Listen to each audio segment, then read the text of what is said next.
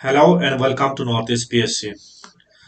Today we will going to start our geography subject for TGT and PGT examination. चलिए हम start करते हैं आज एक न्यू चैप्टर और ये आप मान के चलिए as a demo lecture for TGT and PGT specially geography subject के लिए। ठीक है, तो ये जो ज्योग्राफी सब्जेक्ट है इसका हम सिलेबस एज वेल एज आपका हर एक चीज देखेंगे किस एग्जाम के लिए, that is PGT and TGT. और ये जो एग्जाम होता है दोनों एग्जाम आपका एपीपीएससी कंडक्ट कराता है। हाल फिलहाल उसका आपका एनुअल कैलेंडर में उसका एग्जाम का शेड्यूल 2025 ईयर के लिए देखने को मिला है। ठीक है, तो चलिए शुरू करते हैं। तो ये जो हमारा आज का लेक्चर होगा दैट इज लेक्चर 1, ये आपका रहने वाला है demo, as a demo lecture. ठीक है, एक मिनट में सेटअप कर लेता हूं।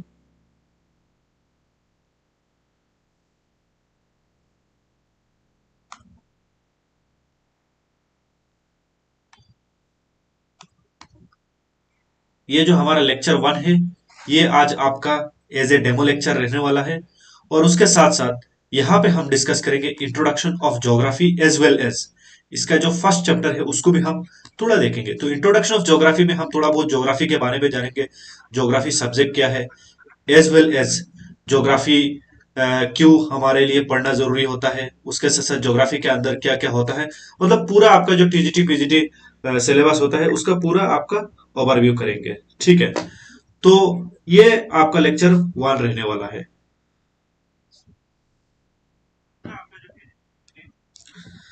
तो चलिए शुरू करते हैं। सबसे पहले किसी भी एग्जाम को अगर आपको एक्वायर करना है या आपको एग्जाम को सक्सेस हासिल करना है तो उसका सबसे इंपॉर्टेंट पहलू होता है सिलेबस। तो सिलेबस हम सबसे पहले हमें जानना जरूरी होता है। ठीक है, तो आज हम टीजीटी का सिलेबस डिस्कस करेंगे क्योंकि मेरा जो ये लेक्चर सीरीज रहने वाला है पहले मैं टीजीटी का जितना भी टॉपिक होगा उसको मैं कंप्लीट कराऊंगा और फिर बाद पीजीटी का जो एक्स्ट्रा टॉपिक बचता है उसको मैं कंप्लीट कराऊंगा। ठीक है, एक्स्ट्रा जो पीजीटी में एडेड हो जाता है उसको हम बाद में डिस्कस करेंगे, पहले हम टीजीटी को ही डिस्कस करेंगे। ठीक है, तो टीजीटी का सिलेबस जो छोटा होता है, पीजीटी का सिलेबस में कुछ एडेड होता है जैसे आपका नॉर्थ ईस्ट ज्योग्राफी, ये पीजीटी में है, टीजीटी में नहीं है। उसके साथ साथ आपका और एक पोर्शन है दैट इज अप्लाइड जियोमॉर्फोलॉजी, तो ये भी क्या है आपका पीजीटी में आता है। तो हम पहले टीजीटी का सारा सिलेबस कंप्लीट करेंगे।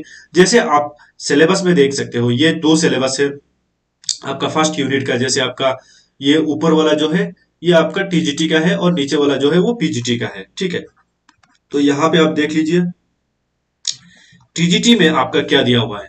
तो सबसे पहले टीजीटी में जो टॉपिक है दैट इज आपका ओरिजिन ऑफ द अर्थ।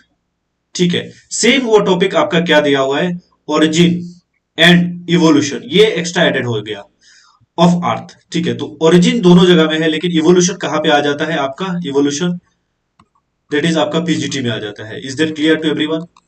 उसके साथ साथ different theories of origin of earth, ये आपका टीजीटी में नहीं है, ये यहाँ पे नहीं है, ये पीजीटी में एक्स्ट्रा एडेड है। उसके साथ साथ जो क्रिटिकल एनालिसिस ऑफ थ्योरीज है वो भी आपका कहाँ पे है, एक्स्ट्रा एडेड हो जाता है कहाँ पे, पीजीटी में।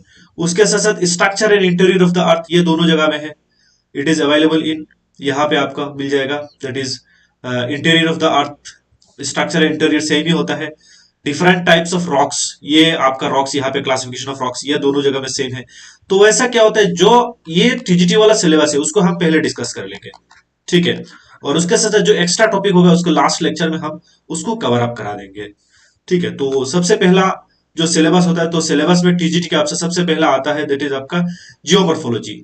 तो ये हम बाद में डिस्कस करेंगे कि जियोमॉर्फोलॉजी क्या होता है। पहले आप एक बार बस सिलेबस को ऊपर ऊपर से गो थ्रू कर लेते हैं, फिर बाद में मैं आपका ये सब पूरा आपको फाइनलाइज वो करा दूंगा कि जियोमॉर्फोलॉजी क्या होता है, ओशनोग्राफी क्या होता है बाद में, मतलब अभी थोड़ी देर बाद। तो सबसे पहले हम जो सिलेबस एपीपीएससी ने रिलीज किया है उसको हम देख लेते हैं, फिर हम उसको क्या करेंगे डिटेल में एनालिसिस करेंगे। तो एपीपीएससी का जो सिलेबस होता है उसमें लिखा हुआ है सबसे पहला जो टॉपिक होता है आपका origin of the earth. Origin of the अर्थ इसमें हम डिफरेंट थ्योरी देखेंगे, उसके साथ साथ हमारा अर्थ का कैसे ओरिजिन हुआ, यूनिवर्स का कैसे ओरिजिन हुआ ये हम डिस्कस करेंगे। उसके साथ साथ इंटीरियर ऑफ द अर्थ, तो इंटीरियर ऑफ द अर्थ में क्या होता है, आपका डिफरेंट लेयर होता है, एक ओल्ड व्यू होता है, एक न्यू व्यू होता है, दैट इज आपका क्रास्ट, कोर, मेंटल। फिर आपका क्रास्ट में भी दो क्रास्ट होता है, जैसे आपका कॉन्टिनेंटल क्रास्ट एज वेल एज आपका ओशनिक क्रास्ट, ठीक है। उसके साथ साथ आपका जो मेंटल होता है उसमें भी दो मेंटल होता है, एक होता है अपर मेंटल, एक होता है आपका लोअर मेंटल। और जो कोर होता है उसमें आपका आउटर कोर और इनर कोर। तो ये हम कहाँ में डिस्कस करेंगे, इंटीरियर ऑफ द अर्थ में। उसके साथ साथ और भी ऐसा ऐसा नहीं है कि ये यहाँ पे जाके इंटीरियर ऑफ द अर्थ खत्म हो जाता है, और भी बहुत कुछ इसके अंदर आता है। हम क्या करेंगे, इसको डिस्कस करेंगे। 1 मिनट, पेन का थोड़ा वो निप को थोड़ा छोटा कर देता हूँ, ठीक है।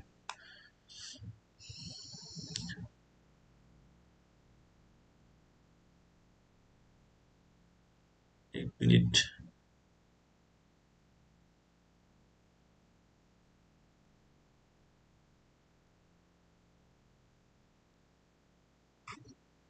ठीक है, तो यहां पे क्या होगा, हमारा इंटीरियर ऑफ द अर्थ, उसके साथ साथ फॉर्मेशन ऑफ लैंडफॉर्म। तो डिफरेंट काइंड ऑफ लैंडफॉर्म अर्थ में देखा जाता है। तो उसमें आपका एक होता है डेजर्ट लैंडफॉर्म, एक होता है आपका माउंटेनियस लैंडफॉर्म, एक होता है प्लेन। ये सब हम क्या करेंगे, इसके अंदर डिस्कस करेंगे। उसके साथ थ्योरीज ऑफ कॉन्टिनेंटल ड्रिफ्ट, जो कॉन्टिनेंटल ड्रिफ्ट थ्योरी है, दैट इज अल्फ्रेड वेगेनर दिया था, वो हम डिस्कस करेंगे। उसके साथ साथ आपका जो कन्विक्शनल करंट थ्योरी है वही उसके साथ साथ आपका सी फ्लोर स्प्रेडिंग थ्योरी है। और उसके लास्ट में जो थ्योरी आता है दैट इज आपका प्लेट टेक्टोनिक थ्योरी। तो ये हम जो थ्योरी है, कॉन्टिनेंटल ड्रिफ्ट थ्योरी, उसके साथ साथ convectional current theory, sea floor spreading theory, plate tectonic theory, ये हम इस चैप्टर में डिस्कस करेंगे। उसके साथ साथ वोल्केनो, वोल्केनो में डिफरेंट टाइप्स होता है, उसका कंपोजिशन होता है। वोल्केनो जब निकलता है तो उसमें क्या क्या निकलता है, तीन चीजें निकलता है, जैसे आपका gases, dust particle, water vapour. उसके साथ वोल्केनो में भी दो टाइप होता है, आपका एक एसिडिक होता है, एक आपका बेसिक होता है। उसके साथ साथ अर्थक्वेक, तो अर्थक्वेक को हम डिस्कस करेंगे। अर्थक्वेक जो होता है उसमें आपका अर्थक्वेक कैसे जनरेट होता है, प्लेट का कोलिजन की वजह से अर्थक्वेक स्टार्ट होता है। फिर उसमें किस टाइप का body wave, surface wave, primary wave, secondary wave भी हम डिस्कस करेंगे। उसके साथ साथ जियोमॉर्फिक प्रोसेस, तो जियोमॉर्फिक प्रोसेस जो होता है उसमें आपका ये हम देखेंगे एंडोजेनेटिक एंड एक्सोजेनेटिक फोर्सेस, ठीक है। Endo as well as exogenetic forces, इसको हम डिस्कस करेंगे। और फिर एंडोजेनेटिक के अंदर क्या क्या आएगा। फिर आपका क्लासिफिकेशन ऑफ रॉक, आप सब लोग को पता है कि रॉक में तीन टाइप का मेनली क्लासिफिकेशन है, दैट इज आपका प्राइमरी रॉक, उसके साथ साथ आपका जिसको इग्नियस रॉक बोला जाता है, उसके साथ साथ आपका मेटामॉर्फिक रॉक, उसके साथ साथ आपका सेडिमेंटरी रॉक। फिर उसका सब टाइप आता है, वो हम इस चैप्टर में डिस्कस करेंगे। तो यहाँ पे ये जो पर्टिकुलर टॉपिक है दैट इज जियोमॉर्फोलॉजी, इनमें हम ये सब चैप्टर्स को डिस्कस करने वाले हैं, ठीक है।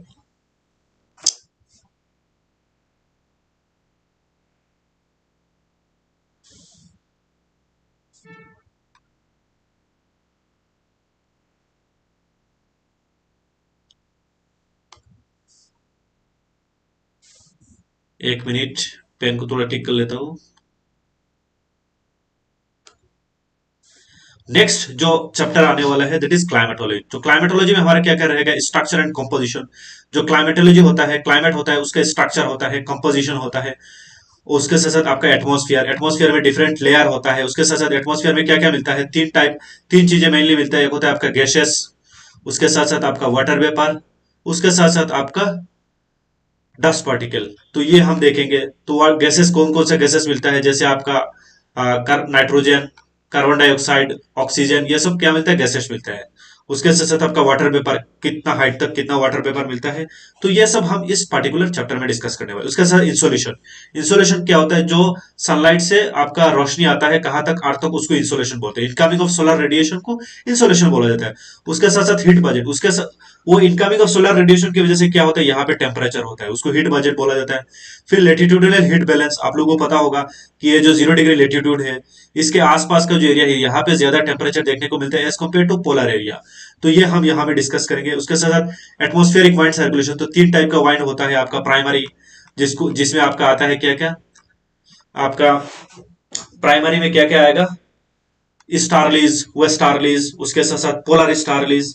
उसके साथ साथ आपका सेकेंडरी वाइंड आएगा। सेकेंडरी वाइंड में आपका क्या रहने वाला है, मानसून।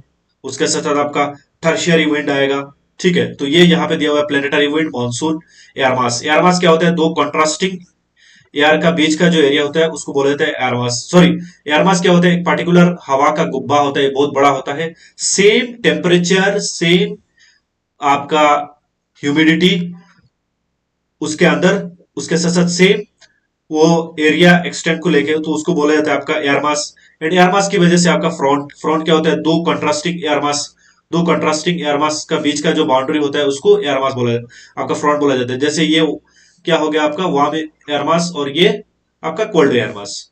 उसके साथ इसका टाइप, जैसे इसका 4 टाइप होता है। फिर आपका वर्ल्ड क्लाइमेट प्रेसिपिटेशन, कैसे कैसे रेनफॉल होता है। जैसे अरुणाचल में आपका ये जो वेस्टर्न डिस्टर्बेंस देखने को मिलता है, इसकी वजह से अरुणाचल में एवरग्रीन फॉरेस्ट मिलता है।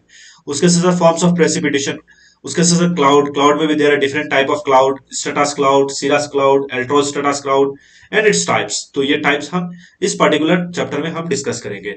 उसके साथ साथ जो ओशनोग्राफी आता है उसमें हम ओशन बॉटम रिलीफ, उसके साथ साथ salinity, ocean movement, current, wave, ये सब हम डिस्कस करेंगे। और फिर लास्ट में आपका दैट इज बायोज्योग्राफी। ये सब क्या होता है, फिजिकल ज्योग्राफी के अंदर आता है। ठीक है। सॉइल फॉर्मेशन फैक्टर, सॉइल का टाइप क्या होता है, ग्लोबल डिस्ट्रीब्यूशन क्या होता है फ्लोरा एंड फोना का। तो ये सब हम कहा में डिस्कस करने वाले हैं, दैट इज इन बायोज्योग्राफी। उसके बाद लोकेशन सेटिंग ऑफ इंडिया, जिसको इंडिया ज्योग्राफी बोला जाता है। उसके साथ साथ आपका फिजियोग्राफी ऑफ इंडिया, ये भी इंडिया ज्योग्राफी के अंदर आता है। ठीक है, ये इंडिया ज्योग्राफी के अंदर आता है। उसके साथ साथ आपका बाद में जो पेपर 2 होता है पर्टिकुलरली वहां पे आपको human geography as well as economic geography देखने को मिलता है। उसके साथ साथ आपका रिसोर्सेज, क्या क्या रिसोर्सेज अवेलेबल है। उसके साथ साथ आपका मिनरल रिसोर्सेज जैसे माइका, बॉक्साइट, ये सब। फिर आपका ये ट्रांसपोर्ट एंड कम्युनिकेशन, जो रोडवेज, रेलवेज, ये सब होता है। ठीक है। उसके साथ साथ आपका जो ज्योग्राफी होता है ये मेनली 2 डिसिप्लिन में डिवाइड है। दैट इज आपका एक होता है फिजिकल ज्योग्राफी। तो फिजिकल ज्योग्राफी में सब टीजीटी के अंदर नहीं आता है, जैसे जियोमॉर्फोलॉजी है, क्लाइमेटोलॉजी है, ओशनोग्राफी है, बायोज्योग्राफी है। ठीक है। उसके साथ आपका ह्यूमन ज्योग्राफी के अंदर ये सब बहुत सारा टॉपिक रिलेटेड होता है। तो बोला जाता है कि geography as a mixture of science and arts. तो ये आपका इधर का जो साइंस होता है, इधर का आर्ट्स का सब्जेक्ट होता है। तो उसकी वजह से आप यहाँ पे एमए और एमएससी दोनों डिग्री आप हासिल कर सकते हो। ठीक है। तो चलिए हम अभी स्टार्ट करते हैं ये व्हाट इज फिजिकल ज्योग्राफी। तो फिजिकल ज्योग्राफी का there are different type of branch होता है जो आपका फिजिकल फीचर्स के बात करता है। जैसे ये अर्थ है, ठीक है, तो इसका फिजिकल फीचर्स के जब बात करेंगे तो उसको हम फिजिकल ज्योग्राफी बोलेंगे। तो इसके अंडर आपका आता है geomorphology as well as climatology.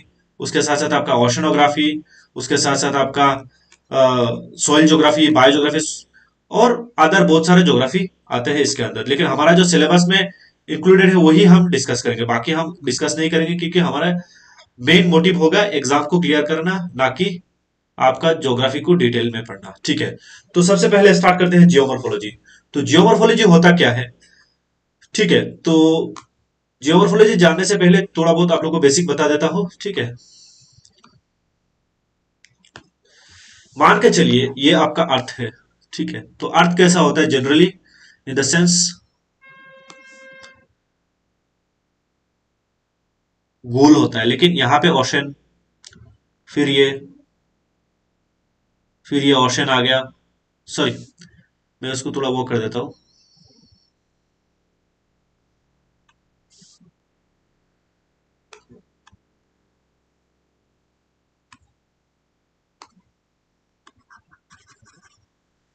मान के चलिए ये अर्थ है।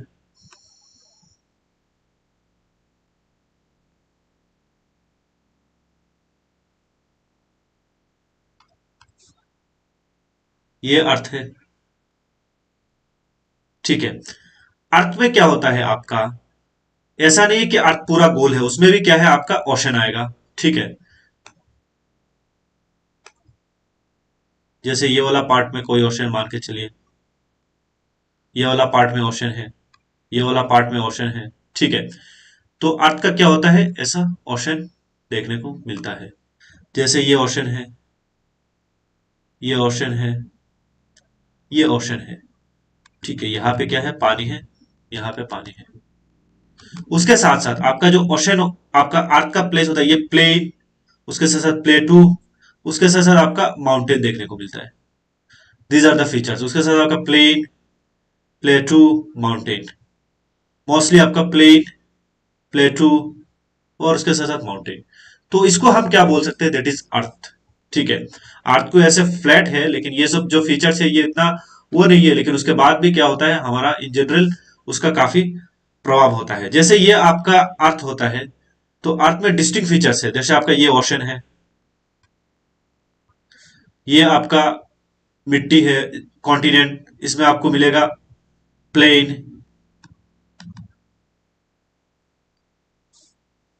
ये प्लेन है यहां पे, उसके साथ साथ यहां पे प्लेटू है, उसके साथ साथ यहां पे माउंटेन है। तो जब हम ये प्लेन, प्लेटू, माउंटेन, उसके साथ साथ उसका डिफरेंट रिलीफ फीचर्स होता है। जैसे आपका प्लेन में आपका there are different type of plain, जैसे आपका डेजर्ट प्लेन है, उसके साथ साथ आपका फ्लूवियल प्लेन है, जैसे रिवर के द्वारा क्रिएट किया जाता है, जैसे ग्रेट इंडियन प्लेन है, उसके साथ साथ आपका ब्रह्मपुत्र का प्लेन है, उसके साथ साथ प्लेन में डिफरेंट काइंड ऑफ रिवर देखने को मिलता है। उसके साथ साथ आपका प्लेटू है, प्लेटू में आप एग्जाम्पल ले सकते हो डेक्कन प्लेटू, मेघालयन प्लेटू। उसके साथ साथ आपका माउंटेन जैसे हिल हो गया, हिल एंड माउंटेन जैसे आपका हिमालय। देखो, एक चीज आप समझ लीजिए, कोई भी लैंडफॉर्म ना आपका अगर फ्लैट होता है, ओशन के एकदम करीब होता है, तो उसको प्लेन बोला जाता है। अगर वो हाइट ऊंचा होता है लेकिन ऊपर फ्लैट होता है, अप टू 1000 मीटर तक, ये 1000 मीटर तक कोई भी हाइट होता है और ऊपर फ्लैट होता है, तो उसको प्लेटू बोला जाता है। ठीक है। और 1000 मीटर तक अगर एंटीक्लाइन सिंक्लाइन ऐसा होगा तो उसको हम बोलते हैं हिल। तो इसकी वजह से अरुणाचल में हिल स्टेशन नहीं है, ज्यादातर माउंटेन है। 1000 का ऊपर का जो एंटीक्लाइन सिंक्लाइन होता है उसको आपको माउंटेन बोला जाता है। Is that clear? यहां तक आपको डाउट क्लियर है कि प्लेन किसको बोलते हैं? ये प्लेन है, ये क्या है आपका प्लेटू है। मोस्टली 1000 मीटर तक उसका एलिवेशन होता है, फ्लैट होता है। फिर फ्लैट के ऊपर पहाड़ वगैरह होता है, और फिर आपका हिल्स एंड माउंटेन। तो ये इनको हम जब डिस्कस करेंगे इसके बारे में, उसके साथ साथ उसका फिनोमेना, जैसे आपका रिवर हो गया, उसके साथ साथ आपका और भी बहुत सारा चीजें इसके अंदर इंक्लूडेड होगा, तो उसको हम बोलते हैं geomorphology. Is that clear? Geomorphology. उसके साथ साथ जो आपका ये ओशन है, ओशन को हमें देखने में ऐसा तो लग रहा है यहाँ पे पानी, लेकिन ओशन एक्चुअली ऐसा होता नहीं है। ओशन कैसा होता है आपको मैं नेक्स्ट स्लाइड पर बता रहा हूं। ओशन का अगर बॉटम देखा जाए तो ऐसा होता है।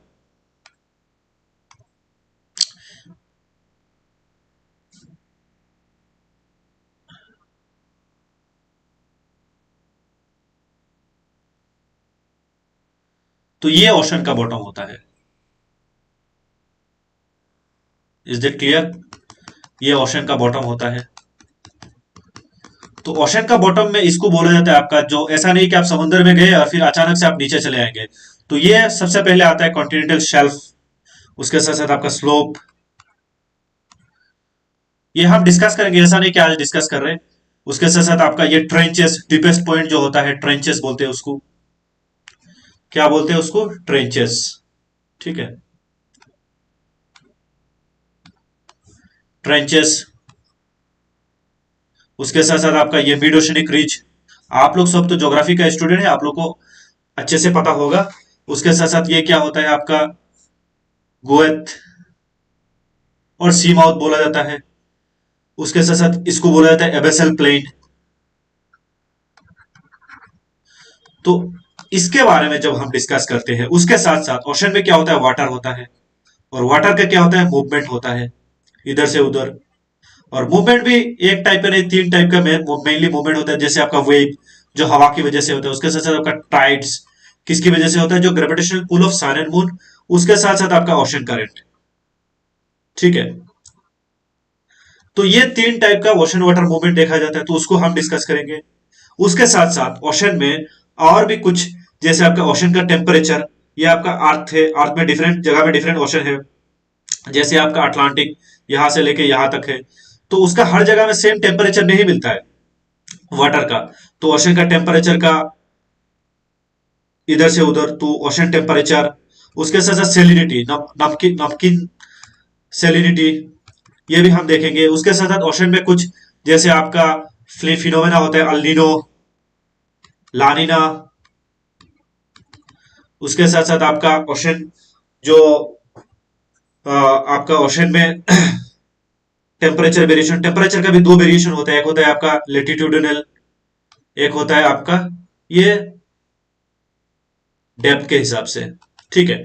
तो ये अल्निनो, लानिना, उसके साथ साथ सेलिनिटी, उसके साथ साथ ओशन में आपका कोरल रीफ, तो ये सब हम कहां में डिस्कस करते हैं, that is oceanography. Is that clear? ये आपका जियोमॉर्फोलॉजी, उसके साथ साथ ओशनोग्राफी। तो ये जो अर्थ होता है उसका सराउंड में, ये आप मान के चलिए अर्थ है, मान के चलिए ये अर्थ है। तो उसका सराउंड में क्या होता है, आपका एक गैस का गोला होता है। ये एक गैस, गैस मतलब एटमॉस्फेयर, ऐसा नहीं खाली गैस, अप टू 400 किलोमीटर तक। Is that clear? Up to 400 kilometre तक क्या होता है, आपका एटमॉस्फेयर पाया जाता है। और ये एटमॉस्फेयर जो होता है, ऐसा नहीं कि इसमें खाली गैस होता है। एटमॉस्फेयर में मेनली तीन चीजें पाया जाता है। These are, number one water vapour, उसके साथ साथ आपका गैसेस, उसके गैसेस में भी बहुत सारा गैसेस मिलता है, जैसे सबसे ज्यादा नाइट्रोजन। उसके साथ साथ आपका डस्ट पार्टिकल, जिसको एरोसोल भी बोलते हैं, पार्टिकुलेट मैटर भी बोलते हैं, बहुत सारा नाम होता है उसका। ठीक है, तो ये तीन चीजें एटमॉस्फेयर में मिलता है। और ये अप टू 400 किलोमीटर तक हाइट तक क्या है, आपको एटमॉस्फेयर दिखाएगा। और यहाँ पे क्या होता है, डिफरेंट जगह में डिफरेंट कैरेक्टरिस्टिक होता है गैसेस का। ठीक है, जैसे सबसे नीचे वाला होता है troposphere, stratosphere, mesosphere, ionosphere, exosphere. तो डिफरेंट लेयर होता है एटमॉस्फियर का। और इस एटमॉस्फियर की वजह से, water vapour, gases, dust particle की वजह से यहाँ पे डिफरेंट क्लाइमेटिक फिनोमेना होता है।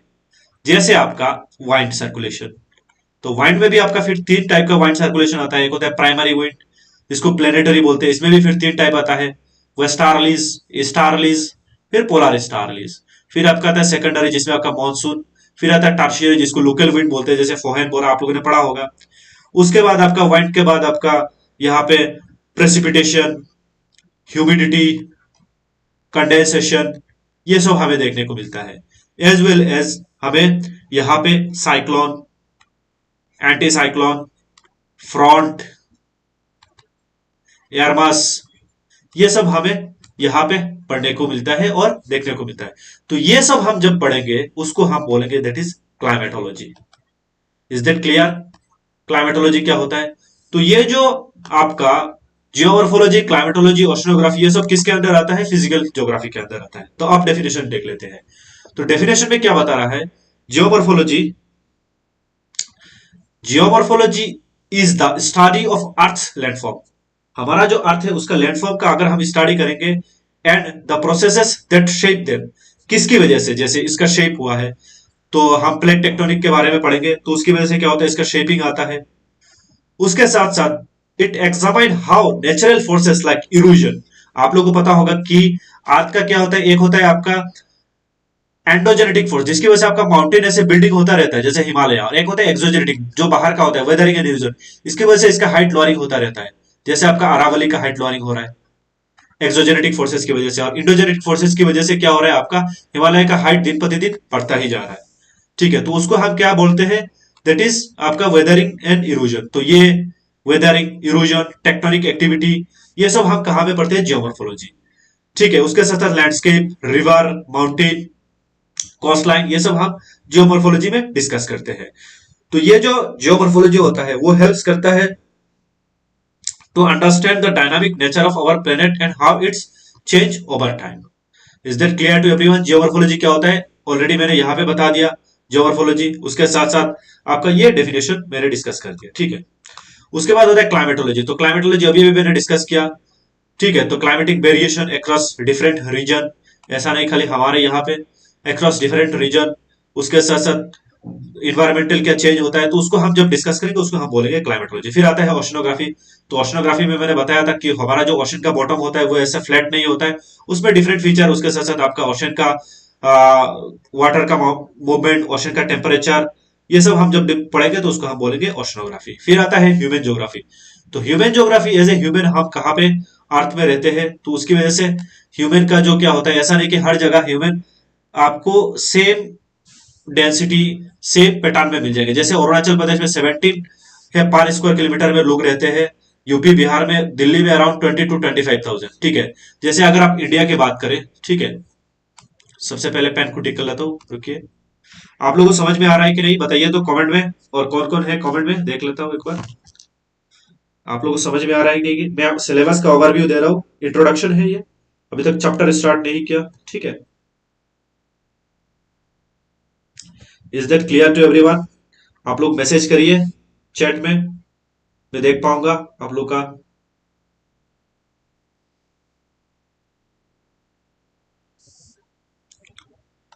बताइए, अगर ओके है, आप लोगों को समझ में आ रहा है तो थम्स अप मारिए। और मेरा भी थोड़ा इंट्रोडक्शन देता हूं, मेरा नाम है यहिया आलम। ठीक है, मैं आसाम से हूँ। उसके साथ साथ मेरा ज्योग्राफी ऑप्शनल सब्जेक्ट रहा है। मैं दिल्ली से यूपीएससी का कोचिंग किया था, और मैं सिविल सर्विसेज एग्जाम का इंटरव्यू अपीयर्ड हुआ हूँ। उसके साथ साथ मैं नॉर्थ ईस्ट पीएससी से अराउंड लास्ट 1 ईयर से मैं ज्योग्राफी को प्रीलिम्स हो, अगर कुछ लिखना नहीं है, आलस आता है।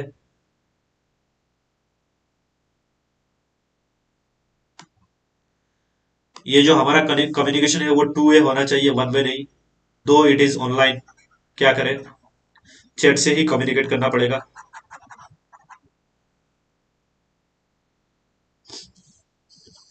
ठीक है, और कोई शायद इंटरेस्टेड नहीं है।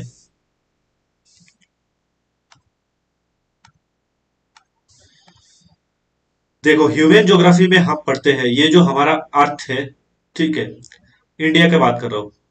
मान लीजिए ये जो इंडिया है, इंडिया में हर जगह में क्या सेम आपका लोग देख, सेम पॉपुलेशन क्या देखने को मिलता है क्या? मान के चलिए ये जो एरिया है दैट इज गंगा, उसके साथ साथ यमुना वाला रीजन, यहाँ पे काफी ज्यादा हाई डेंस पॉपुलेशन है। उसके साथ साथ ये जो कोस्टल एरिया है यहाँ पे ज्यादा पॉपुलेशन है, ये कोस्टल एरिया में। बाकी जो इंटीरियर है ये इतना, यहाँ पे इतना पॉपुलेशन नहीं है। तो इसको हम जब पढ़ेंगे स्पेशल वेरिएशन, उसके साथ साथ किस किस टाइप का, जैसे आपका जो इंडिया में लोग होते हैं, जैसे यहाँ पे ज्यादातर कौन सा रेस का है, इंडो आर्यन। उसके साथ साथ यहाँ पे द्राविडियन। नॉर्थ ईस्ट में आपका मेनली मोंगोलॉइड। तो ये क्या होता है, रेस्टिक रेशियल डिफरेंस होता है। तो ये सब हम कहाँ में पढ़ते हैं, ह्यूमन ज्योग्राफी में। तो इसकी वजह से क्या होता है, ज्योग्राफी इंटरेस्टिंग बन जाता है। आप साइंस का सब्जेक्ट को भी पढ़ रहे हो, उसके साथ साथ आर्ट्स का भी सब्जेक्ट पढ़ रहे हो। उसके साथ साथ इनका इंटरेक्शन, सोसाइटी कैसे बनता है, पॉपुलेशन का क्या है। तो ये जब हम पढ़ेंगे उसको हम बोलते हैं ह्यूमन ज्योग्राफी। ठीक है। उसके साथ साथ ह्यूमन ज्योग्राफी में बहुत सारा चीजें हमें पढ़ने को मिलता है, और ह्यूमन ज्योग्राफी इजी होता है as compare to other geography, लेकिन थोड़ा फैक्चुअल है। उसके साथ साथ इकोनॉमिक ज्योग्राफी, तो इकोनॉमिक ज्योग्राफी में हम हमारा नेचुरल रिसोर्सेज, जैसे आपका इंडस्ट्री हो गया, आपका इकोनॉमिक एक्टिविटी हो गया, primary activity, secondary activity, tertiary, ये सब हम क्या करते हैं इकोनॉमिक ज्योग्राफी में डिस्कस करते हैं। और फिर बात आता है ज्योग्राफी ऑफ इंडिया। तो जितना भी चीजें हैं सब इंडिया के प्रोस्पेक्टिव में हम जब पढ़ेंगे तो उसको हम बोलेंगे ज्योग्राफी ऑफ इंडिया। ठीक है। तो चलिए आज हम स्टार्ट करते हैं फ्रॉम वेरी फर्स्ट टॉपिक हमारा, दैट इज फिजिकल ज्योग्राफी। ठीक है। तो फिजिकल ज्योग्राफी का इंपॉर्टेंस क्या है, फिजिकल ज्योग्राफी। तो फिजिकल ज्योग्राफी एक इंपॉर्टेंट रोल प्ले करता है अर्थ का नेचुरल सिस्टम एंड प्रोसेसेस को समझने में। ठीक है। ऐसे मत बोलो नाइस मैप। ठीक है, मैं मेहनत लगेगा।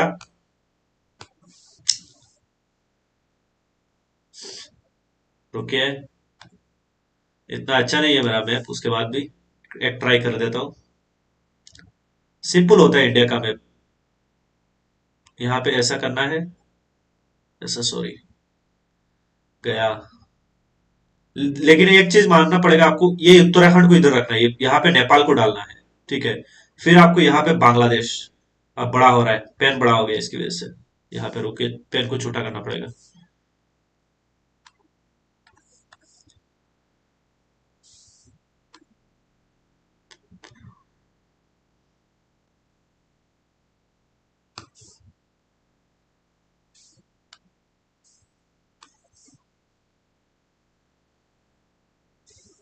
ये जो एरिया होता है आपका, बांग्लादेश का मैप अगर यहाँ पे ड्रॉ करना सीख गए तो नॉर्थ ईस्ट आपका सही हो जाएगा ऑलमोस्ट। ऐसा नहीं करो कि पूरा सही हो जाएगा, लेकिन आपको बांग्लादेश का मैप आना बहुत जरूरी है। यहाँ पे आके सीधा बांग्लादेश का ही मैप बनाना है, ये इधर ऐसा। त्रिपुरा हो गया, मिजोरम हो गया, फिर इधर आके सिक्किम, और फिर यहाँ पे भूटान को छोड़ के फिर अरुणाचल, फिर अरुणाचल को ऐसे ऐसे ऐसे, दिस इज, ये हो गया आपका इंडिया का मैप। यहाँ पे आपका श्रीलंका है। ठीक है। तो इसको नाइस बोल सकते हो। तो फिजिकल ज्योग्राफी में हम लैंडफॉर्म रिसोर्सेज को पढ़ते हैं, उसके साथ साथ हमारा climate and human activity. Landform में आपका जियोमॉर्फोलॉजी आ जाता है, ocean resources, soil, agriculture, sustainable development. तो ये सब हम इसके बारे में हम नॉलेज गेन करते हैं। तो जो फिजिकल ज्योग्राफी होता है ये मदर ऑफ ज्योग्राफी बोला जाता है, ठीक है। क्योंकि फिजिकल ज्योग्राफी को आपने मास्टर कर लिया, आपने पढ़ लिया। और फिजिकल ज्योग्राफी जो होता है वो हम इंडिया के प्रोस्पेक्टिव नहीं, पूरा वर्ल्ड के प्रोस्पेक्टिव में पढ़ते हैं। तो हमारा सबसे ज्यादा टाइम लगने वाला है कहाँ पे? फिजिकल ज्योग्राफी में। तो फिजिकल ज्योग्राफी अगर आप अच्छे से कर लिए तो बाकी जो इंडियन ज्योग्राफी है, ह्यूमन ज्योग्राफी है, वो आपको खुद पढ़ के भी समझ में आ जाएगा, या एक बार में पढ़ाने से आपको समझ में आ जाएगा। आपको क्या करना पड़ेगा? फिजिकल ज्योग्राफी को ज्यादा आपको वहां पे वो करना पड़ेगा। Is that clear? तो फिजिकल ज्योग्राफी का सबसे पहला जो पार्ट होता है दैट इज जियोमॉर्फोलॉजी। तो आज हम स्टार्ट करेंगे फ्रॉम जियोमॉर्फोलॉजी, ठीक है। तो जियोमॉर्फोलॉजी क्या होता है? जियोमॉर्फोलॉजी में आपका चैप्टर्स सबसे पहले लिख लीजिए। ये जो चैप्टर होता है वो आपका सिलेबस में अवेलेबल है। तो दीज आर द चैप्टर। सबसे पहला चैप्टर आपका आएगा that is origin of universe. ये आपका अवेलेबल है सिलेबस में। उसके साथ साथ जियोलॉजिकल टाइम स्केल, ये मैंने डाल दिया क्योंकि जियोलॉजिकल टाइम स्केल के बिना ये प्लेट प्लेट टेक्टोनिक थ्योरी, उसके साथ साथ इसको समझाना थोड़ा मुश्किल हो जाता है। उसके साथ साथ आपका इंटीरियर ऑफ द अर्थ, उसके साथ साथ प्लेट मूवमेंट। आप लोगों को पता हो आपका सिलेबस में दिया हुआ है कॉन्टिनेंटल ड्रिफ्ट थ्योरी, उसके साथ साथ आपका प्लेट टेक्टोनिक थ्योरी। ये सब कहाँ में आ जाएगा? इस प्लेट्स के अंदर आ जाएगा। उसके साथ साथ अर्थ मूवमेंट फोर्स, जिसको आप जियोमॉर्फिक प्रोसेस भी बोलते हैं, सिलेबस में ये लिखा हुआ है geomorphic process,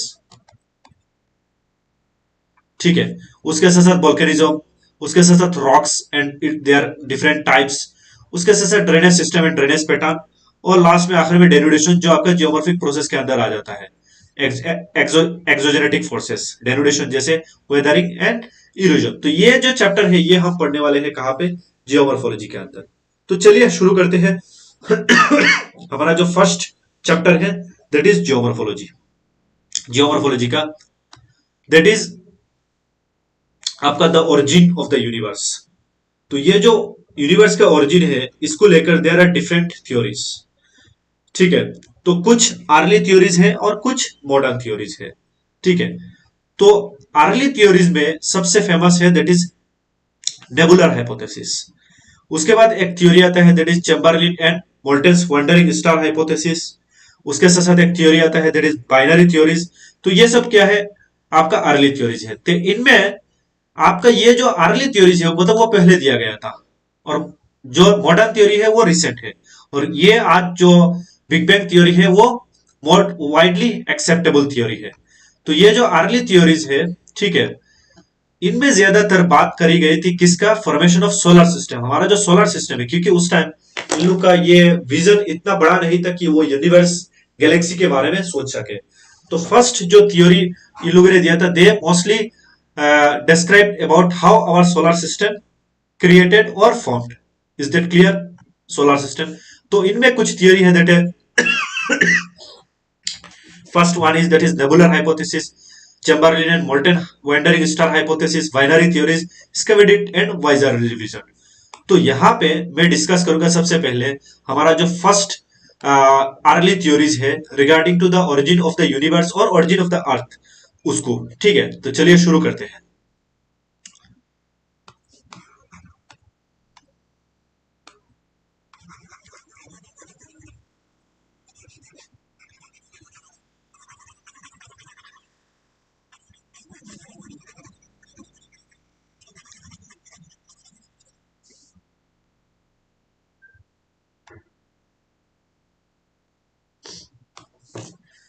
origin of the universe,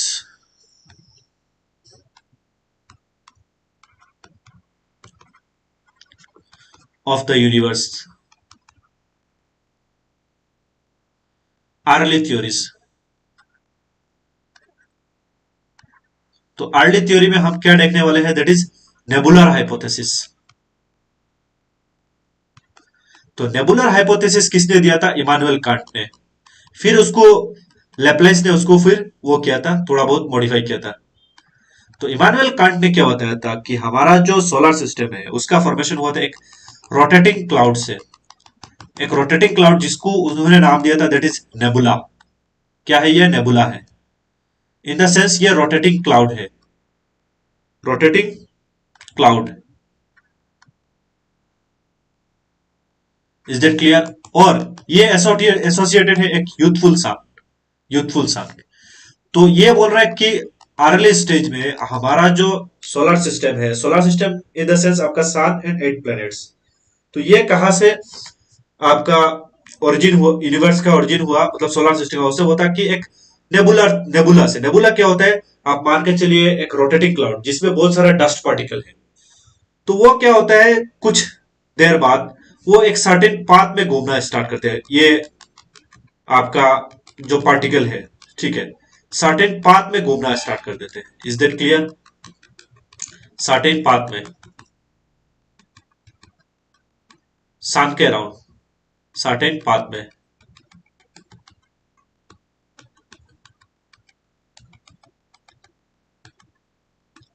ठीक है। और धीरे धीरे in the very next stage क्या होता है, यहां पे कुछ ऐसे बॉडीज क्रिएट हो जाते हैं, लार्ज रॉकी सब्सटेंसेस।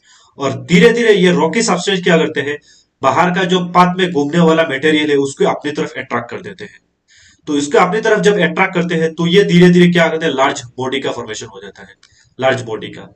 और दीज आर द प्लेनेट। तो ये प्लेनेट का फॉर्मेशन कैसे हो रहा है, ये डस्ट पार्टिकल इधर से बिखरा हुआ है, फिर धीरे धीरे ये सर्टेन पाथ में घूमने लगते हैं। और पाथ में घूमते घूमते कभी कभी एक बड़ा रॉकी, मतलब एकुमुलेट होके, कंडेंस होके रॉकी सब्सटेंस बन जाता है। जो बड़ा रॉक पत्थर हो जाता है वो बाकी मैटर को अपनी तरफ खींच लेता है, और धीरे धीरे इसका साइज बड़ा हो जाता है, और बाकी क्या हो जाता है, ये प्लेनेट का फॉर्मेशन हो जाता है। लेकिन कुछ ऐसा रॉकी रिमिनेंट है जो आपका एकुमुलेट होकर प्लेनेट का फॉर्मेशन नहीं कर पाए, आज उनको बोला जाता है दैट इज एस्टेरॉइड। आज उनको क्या बोला जाता है, एस्टेरॉइड। तो वो थ्योरी किसने दिया था, इमानुएल कांट ने दिया था। ठीक है, तो यहां पे देख लीजिए फिर से एक बार। तो अर्ली जो थ्योरीज है उसमें सबसे फेमस होता है नेबुलर हाइपोथेसिस, जो 1775 इमानुएल कांट ने दिया था, और उसको आपका रिवाइज किया था लेप्लाइस ने इन 1796। तो उसमें यही बताया था नेबुलर हाइपोथेसिस में that planets originate from A slowly rotating cloud. ये रोटेटिंग क्लाउड यहां से देखो, ये रोटेटिंग क्लाउड है, ये धीरे धीरे आपका फिर एक सर्टेन पाथ में घूमना स्टार्ट करता है, फिर यहाँ पे एक्यूमुलेट है कि ये सब आप आज का प्रेजेंट सोलर सिस्टम का फॉर्मेशन हुआ है। Slowly associated with youthful sun, this material gradually condense to form planet. तो ये किसने बताया था, इमानुएल कांट ने बताया था। Is that clear, Immanuel Kant का थ्योरी। फिर नेक्स्ट एक थ्योरी आता है that is Chamberlin and Moulton's wandering star hypothesis. तो उसको हम देख लेते हैं ये क्या। तो सेकंड थ्योरी है वंडरिंग स्टार हाइपोथेसिस। सेकंड जो, ये अर्ली थ्योरी की बात कर रहा हूं मैं, ठीक है। और मैं जितना भी चीजें आएगा सब मैं ऐसे आपको ब्लैक बोर्ड में या व्हाइट बोर्ड में आपको ड्रॉ करके दिखाऊंगा, ठीक है, ताकि आप लोग को अच्छे से वो हो जाए। तो वंडरिंग स्टार हाइपोथेसिस कैसा है, ठीक है।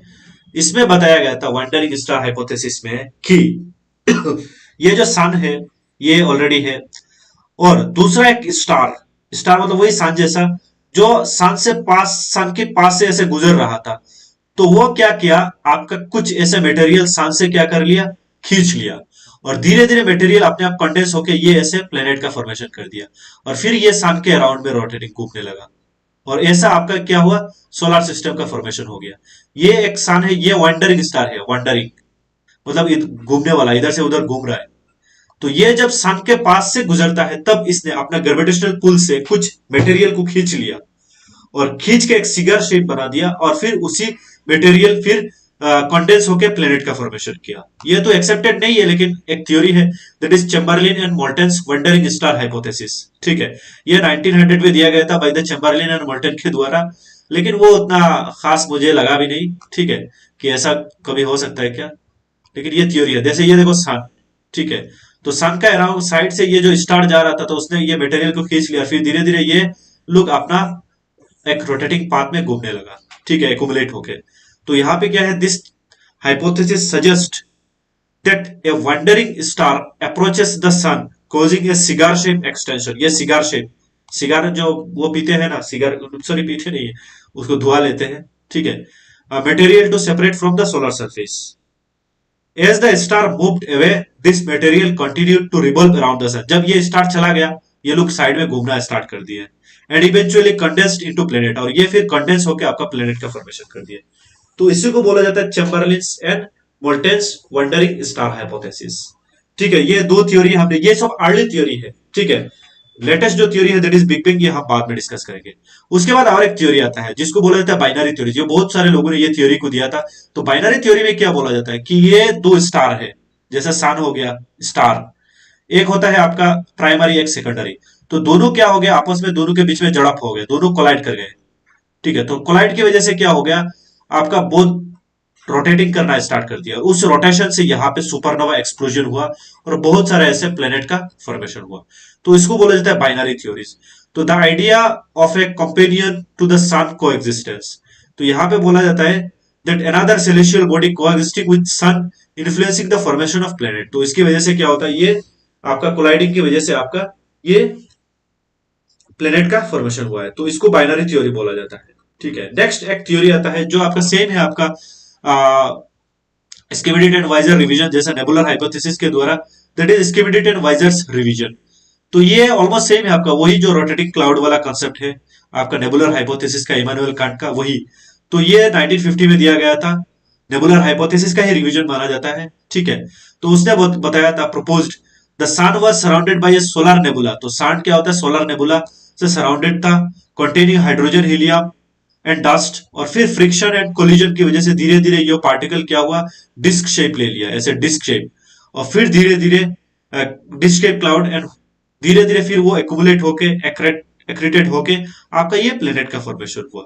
तो these are the four early theories. First one is nebular hypothesis, second one is आपका Schmidt and Weizsacker wandering star hypothesis, third one is binary theories, और fourth one is that is Schmidt and Weizsacker revision. ठीक है, ये revision है आपका nebular hypothesis का। तो ये चार थ्योरी हमने आज डिस्कस किया। नेक्स्ट क्लास में हम डिस्कस करेंगे दैट इज मॉडर्न थ्योरीज, और मॉडर्न थ्योरीज में ओके नेक्स्ट टू क्लास से या उसके बाद का दो क्लास से आपका व्हाइट बैकग्राउंड आ जाएगा। ठीक है, व्हाइट बैकग्राउंड दे दूंगा। ये एक्चुअली मेरा पहले बना हुआ वो है, ये आपका, ये कैसा रहता है, ऐसे व्हाइट कर दूंगा नेक्स्ट क्लास से। ठीक है,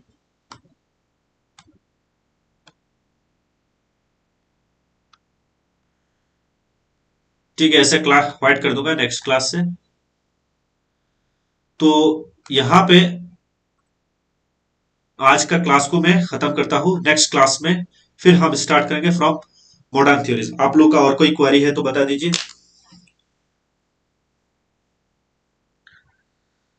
आप लोग का कोई क्वेरी है तो बता दीजिए।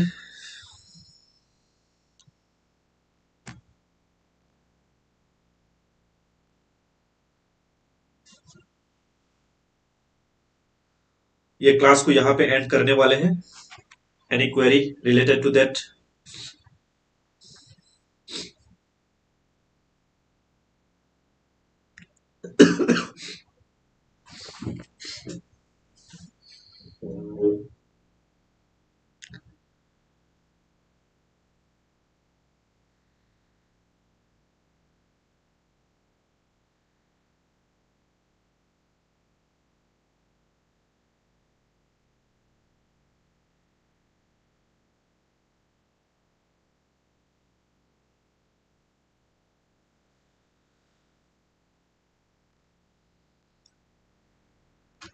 चलिए, आज ये क्लास को यहाँ पे खत्म करता हूँ। नेक्स्ट क्लास में फिर मिलते हैं।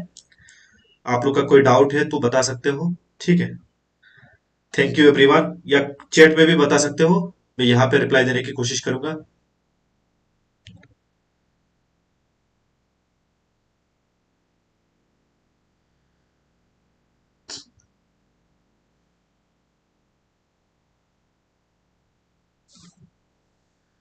Thank you everyone, good night.